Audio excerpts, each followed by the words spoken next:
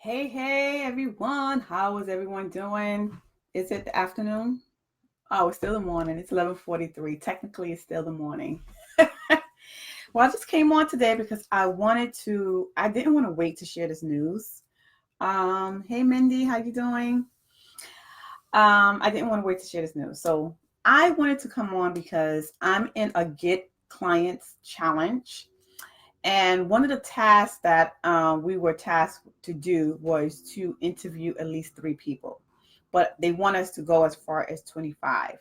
And I have done this already. I've interviewed potential clients, discovery calls, and asked potential clients, like, what is the challenges and frustrations they have with virtual assistant. So, like I used to always talk about, but before, let me introduce myself first before I continue. I'm just so riled up right now, and I just wanted to get this information out. But good morning. My name is Teekwa Scarborough. For those who do not know me, I'm a virtual assistant coach that help you get more, that help new, aspiring, and seasoned virtual assistant earn consistent monthly income. I also take my clients through my unique process, which attracts and retain clients while increasing their revenue. And today I'm talking about, if you are from the Philippines, the things that I have discovered from clients. And this is not just from people from the Philippines, this is just all virtual assistants in general. Okay. And the more people I speak to, the more I'm passionate about what I do as a virtual assistant coach. And this is the reason why I wanted to have this virtual assistant workshop, because ever since I've been this virtual assistant industry journey, my passion is always to help those that need help. And my gift is, I can see the skills that you have, I can see the gifts that you have, but you're not pulling the passion that you have for it. So sometimes we may discover in my coaching sessions that maybe VA is not for you, and you discover something else. I had clients that have a passion for other things, have a passion for food, have a passion for fashion, have a passion for blogging and things like that.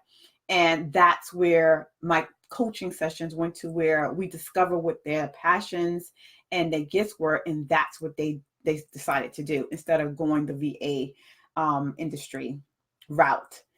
So as I was interviewing, which I had my last interview today, I'm going to have another one actually this evening with another business owner. And every question, I ask everyone the same questions: the frustration, the challenges, how much would you pay, what's the lowest, what's the highest, and all that. So what I gathered from these potential clients is that they worked with virtual assistants before, and they frustrated because, and I have went over this plenty of times, like in the past, if you check my business page, I went over the top things that a virtual assistant needs to have. And the top thing that you need to have is, one, you have to be able to anticipate your client's needs. Okay.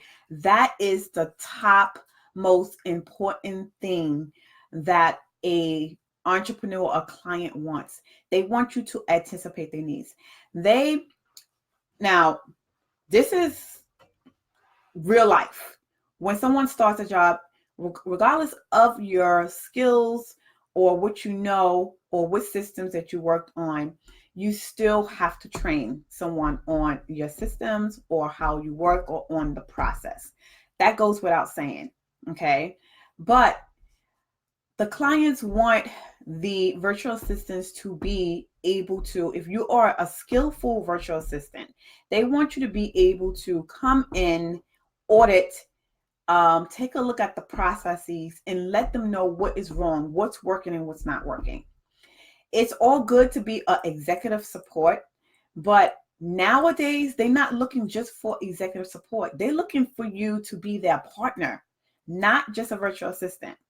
Now, clients have to understand that when they work with a virtual assistant, which I did express that to them, that when they work with a virtual assistant, this is a business. They're not hiring them full time. Okay. And most virtual assistants don't want to be like a part time or full time worker. We got into this business because we want to be able to be free to do other things and create our own schedule, that we have free time to spend with our family or travel around the world or do other things, right? So that's why we should be charging what we're worth. However, you have some clients that from the Philippines, this is to my Philippines. I have a soft spot for Philippines because that's just me. I just have a soft spot for certain people. Now, I did hire my first VA, and she was from the Philippines, and I hired through somebody else. All right. And the reason why I hire, because it's cheaper. When you first start out, we don't have the funds to pay for a US VA when we first start our business. So I was overwhelmed and I needed some help. And this is the time when my partner, she went her separate way, and I was left alone to finish doing what I needed to do. So I decided to invest in a VA from the Philippines. Now, in the beginning, they told me that they would need to train her. Okay. Now, not train her like train her on how to be a VA. I thought it was like train her on my stuff. But what I found out working with her is that I had to tell her step by step what to do. Now, if someone has to tell you step by step what to do, it defeats the purpose of me hiring you. It defeats the purpose of a client hiring you if they have to tell you step by step on what to do. If that's the case, the mindset, entrepreneur's mindset, even if you're working on a job, even if I'm working as an EA and I ask somebody to do something, that's just me. You like things done a certain way at a certain time, and you want people to get it done. But if you have to keep coming asking me questions and show me how to do this, you know what? I might as well just do it myself. However, I did explain to the entrepreneur, the potential client, that they have to get out of that mindset that, oh, well, I might as well do it myself. Because if you keep on continuing with that mindset, then you're not opening yourself to allowing the VA to help you. Okay. But when they do that, the VA has to be able to anticipate their needs, not ask questions if you don't understand something. That's communication. If you don't understand, if you need clarification. But if you are an experienced VA, you should be able to understand the process. You should be able to understand what the clients want, what the clients needs. If you don't understand, it's your opportunity in the beginning to ask as many questions as possible. Okay? You have to ask the questions. If don't say, oh, okay, I know how to do it. Oh, all right. Okay, I see. No, you have to be able to, if a client is talking to you and telling you what their problem is, be able to, sorry, my microphone dropped. I guess I'm too passionate about what I'm talking about here, but I just want you guys to win. And I just want to let you guys know why clients are reluctant to hire virtual assistant, specifically Philippines and also US. US because they feel that US VAs are expensive. And the reason why they say that you're expensive, because most US VAs, when they hire them, they spend a lot of money and they give you what you want. But are you delivering the value of what you're charging? You can't be a high-end VA and give them mediocre work. All right. So they shouldn't have to be coming to you saying, did you get this done? Has this project been done? Oh, I need a project done. I need it done before the weekend. And then you come back. This is one client that said one of her team members says, oh, I have a game on the weekend, so I don't think I'll be able to do this project. When you're in this entrepreneur space, yes, we got into this entrepreneur space for financial freedom, for time to spend with yourself and your family and your friends and all that stuff. But at the same time, business is business. You signed a contract. You made a commitment. Okay. So now you have to work around what you planned and make sure that you get whatever your client asks you to get done. You made a commitment. You signed a contract. Okay. So a lot of clients are now getting hip to this, and it's like saying that, you know what? They have their own contract now. They have a contract and they put their stipulations in the contract to say, okay, if it doesn't work out, then you're going to be terminated if A, B, and C happens. Okay. So now we have to get a little bit smarter. We have to think ahead and think about all the things and put yourself in your client's shoe. Like if you as a VA, if you are ready to move to the next level to hire a subcontractor, you're going to expect the same thing as your clients expect from you, to be able to take care of your clients in your business. So this is the same thing for your potential clients and your current clients.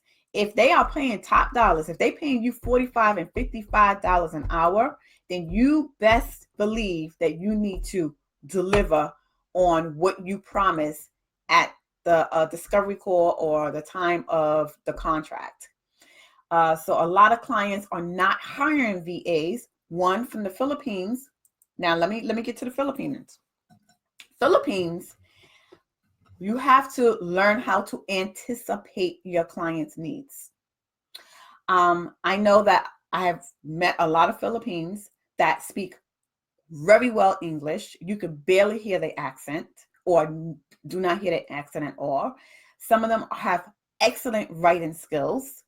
However, I think that the challenge is connecting processes, connecting with your client and understanding your client needs and not waiting for the next step. This is what they don't like. This is why they don't like hiring Philippines anymore, because they don't understand. They feel like when they ask them to do something, they say, okay, and then they come back and say, okay, what's next? They don't want you to say what next. They want you to be able to do what you need to do without having to wait for the teacher to say, okay, we're going to, step 1 is this, step 2 is this, and step 3 is this. They want you to be able to get in there. You have that conversation. You understand the processes. You understand what they're saying. You understand what your job is. Okay. Now I'm going to give you an example. The first Philippine that I hired, I found myself using Loom quite often. Okay. I would show her step by step on what I needed her to do. And it was becoming very frustrating because that was double work for me. If I ask you to do something, you should be able to take it a little further. So like, for example, if I sent you an email and I said, okay, can you follow up with this client? I need to have a discovery call and schedule a meeting and all that stuff. So she scheduled a meeting. She goes back and forth with she doesn't even go back and forth with the client. She sends a message, and then I have access to the admin email, but I see that it haven't been read. So my thing is that if you send an email to a client and you asking for availability, then your job is to go back into that email to check and see if the client responded back. I purposely looked at the email to see when and check the sent box just to see if an email was sent or replied to or whatever. It was 2 days. 2 days. So I had to reply to the client myself. So I found myself doing the work that I was originally doing anyway. Okay. So this is what I'm talking about. You have to be on it. You can't just wait until your client is looking at things. I don't want to have to look into my admin email box. That's why I delegated that to my VA. That's your box. You take control of that. You follow up with clients. If you followed up with a client, if you send a message to a client and you set up a meeting, then you should know what the next step is. If I had that meeting with the client, confirm with me, did you have this meeting with the client? All right, in 2 days, I'm going to follow up with this client. What do you need me to do well, basically I would let you know, okay, I'm onboarding a client, or the client didn't sign up today. But if I tell you this, then you should know what the next step is. In 2 or 3 days, you should be following up with that client or sending an email saying, thank you for meeting with Teekwa Scarborough on such and such day, blah, blah, blah. I hope that your call was useful. Please, if you have any questions, reach out to me. I will follow up with you in 5 days, 4 days, whatever it is, whatever process it is, you should be able to do the follow-up. I shouldn't have to say that you follow up with the client. Did you do this? Oh, did you put this in Trello? Oh, I shouldn't have to do that. When I work as an EA, my clients do not have to come to me. And I got honest truth. Even when I first started as an EA, I was on it. I ain't know nothing about being an EA when I first started. I had only typing skills, okay? But I went to every training that I needed to make sure that my clients was taken care of. Plus, I wanted to do it, okay? And when I knew that my client had a meeting and it was a PowerPoint presentation, I was in their office like, okay, so you have a PowerPoint presentation. Do you have the information for me so I could do the PowerPoint for you? Give it to me early so I could start working on it. That way I could send it to you. You could tweak it or make your revisions, and I can make the changes for you and have your presentation ready prior to your meeting, okay? I was on it. If clients asked for something, they knew when they came to me that they was going to get it way before the due date. And they used to always say, Teekwa, you don't have to do it right away. This can wait. No, I don't like waiting. I don't like things sitting in my inbox. I don't like projects piling up. Soon as you give it to me, if I have the time, if I'm not working on a project, you're getting it. Okay. So that way, if there's any changes or anything, it could come back to me. I can make the changes and I'll have it for you still before the due date. Okay. But it was really no changes because I really was passionate about what I did. I liked doing what I was doing. I enjoy serving them. I enjoy doing all those animations and PowerPoint and ordering supplies. That was in the early days. I don't like ordering supplies no more. But I went from EA to senior EA to supervisor. So now I have, other EAs doing all the other stuff, ordering coffee and all that stuff. I don't do none of that stuff. Okay. I did my time. But as a VA, you have to anticipate your client's needs. Okay. And this is the reason why I'm having this virtual assistant business workshop, is because I'm so passionate about wanting everyone to win. And also, I don't want that stigma about VAs like, oh, it's a hit or miss. Sometimes I could find a good VA and sometimes I don't. This is life. It happens. You're going to have the bad apples and you're going to have the good apples. Okay. And anything in life, you still got to do your research to find what's going to fit with you. Okay. And it's just unfortunate that every client that I've been talking to had bad experience with a VA. And I'm just oh, y'all need to get on the ball, not everybody, but those that need guidance. This is the reason why I got into this virtual assistant space. Okay. This is the reason why I opened up my virtual assistant agency. And I had my challenges and I know what they're talking about. I had my challenges when I started my virtual assistant agency, and I had to go the old school route. There was no posting it and then you apply and I see your resume and see what you do and research you. No, we had to have a one-on-one interview because I wanted to know that you knew exactly what you said that you could do on that paper. By you showing me websites, by you showing me a picture of graphics and all that stuff, that doesn't mean anything to me. I want to know that you know what you're talking about. Like if I give you a scenario and you can instantly tell me the process, what to do, how to do it, and how to solve a client's problem.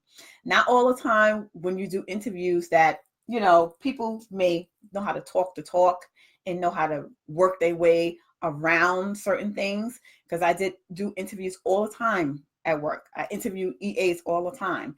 And, some you may say, oh my gosh, she does great. She did this and that. Give them a question. about a problem that you had as an EA. So this is what's special about my job.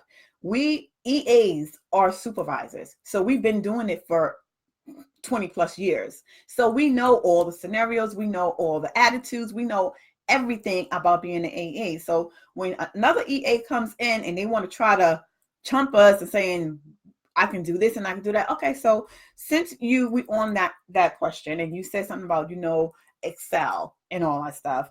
So if I was to give you a project about budget and I needed this, and that, how would you be able to, do this Excel sheet to reflect the results that a client needs or whatever and stuff like that? So it was just one interview I did miss, and some of the other EAs, and honestly, I was maybe one of the supervisors that had the experience, technical experience, than all the other supervisors. They were old school. They was the ones that came in at high school and was there for like 30 years or more. I came in learning all the tech stuff and superseded them. Okay. They were good admins, very good admins, very experienced, but the technical part, that's what they lacked. So when I wasn't there for the interview, they hired this person that said that she knows Excel and all this stuff. And in this particular function, they needed someone who was going to do the budget. I used to work in that function, so I know what they was talking about and what they needed. She got hired. And she didn't know what to do with the Excel sheet. She didn't know what to do with the budget sheet. She did not know what that template meant. She didn't even know how to turn on a laptop. So this is what I'm talking about. You have to know what you know. So as a virtual assistant, you have to know what you know. This is not a organization that you're working on. I'm just trying to see if there's anybody on other than Mindy. Because I can't see on the desktop any comments or anything like that. So I just want to make sure there's no comments coming in if there's any comments. Okay, I don't see any comments coming in. I can't see on the desktop. All right, cool. So that's what I wanted to come on and I wanted to talk about, especially my people from the Philippines. You guys have to learn how to anticipate your client's needs. You have to learn how to process what the client is saying and what the client needs, and draw out a process that how you're going to solve your client's problem, because they don't know the specific questions to ask you. So you should be able to deliver that to them so you make them feel comfortable that you are the VA that they need in their life, in their business, and that you can solve their problems. So there's going to be so much. I have got so much golden nuggets from these interviews, and I'm so hyped about it that when we in this VA, just virtual assistant business workshop, I'm going to spill it all. Okay. Like I said, I'm passionate about what I do. I'm passionate about making sure that you guys win and delivering the information that you need in order for you to win. I want you to be high-end VAs, but I want you to be high-end VAs that know what you know. Okay, that's what I want to do. I don't want to just teach you, oh, this is what you need to do to do your business. These are the tools that you need. It's not just a tool. You need more than that. I need to tell you what you need to do to win your clients over. And once you get the job and you get hired for it, what to do and what to expect so you can keep that client. All right. So that you could keep that client. I had one client that actually she's going to come into the virtual assistant workshop, and she's going to do a little presentation for you guys as well. She's she teaches coaches or any entrepreneurs how to do sales calls, discovery calls, and stuff like that.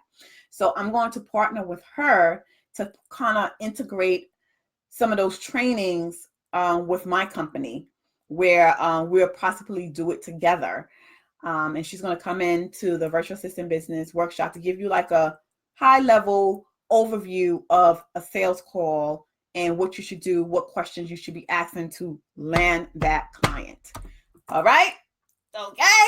So if you have not registered for the virtual assistant business workshop, I think that you guys should invest. It's only $47, guys. Maybe $47 may be a lot to you, but $47 is investing in you for your business as a virtual assistant. So I just wanted to pop on today because I needed to get this out. I couldn't wait any longer. I had my last call with one of the interviews with a business owner this morning, and that was before I had coffee. I was trying to do it at 10:30, but the live is going on for today's the last day of the Get Client Challenge, and we was trying to finish it off. So it was like early this morning. I ain't even had my coffee. I said, listen, give me a few minutes. Let me get my coffee, and then I'll get on and we can do the interview. And I'm going to tell you guys, it's just so much stuff I've been filled up with this challenge, and I want to share it with you guys. I want you guys to win. I want you guys to rock it and be high-end clients, being able to live the life that you want to live, financial freedom, whatever your reason for this entrepreneur space, I want you guys to win. So I'm going to end this broadcast now because I got work to do. But I took the time to come on, and I really wanted to talk to you guys about that. I'll probably go later in my other group and talk about this, but right now I need to come down a little bit. All right, guys, I'm going to end this broadcast by saying have a blessed day. Stay faithful, stay encouraged. Just remember that don't force it. Sometimes it's just not your season for things to happen. Sometimes you just need to sit and wait on the Lord, ask God for direction, and wait for him to guide your footsteps, because sometimes we move ahead of him and then things don't work out the way we want it to work out. So sometimes we have to be patient. We have to learn how to be patient and just wait instead of reacting and just wanting. We want it. We're hungry for it, but we still have to have patience before we make the next move. That's just like in your business, as any business. You should not be jumping to, oh, I need a client. I need to get a client. I need to make some money, whatever. What are you doing before that? Prepare. You have to. It's a process in everything. You have to prepare, you have to nurture, and then build up to that so that you're ready to get a client. All right. So everyone have a blessed day. And for those who are live, thank you for joining me live. And for those who are joining on the replay, please put hashtag replay. If you have any questions, any concerns or comments, please put them in the comments and I will definitely respond back to you. Have a great day. Bye.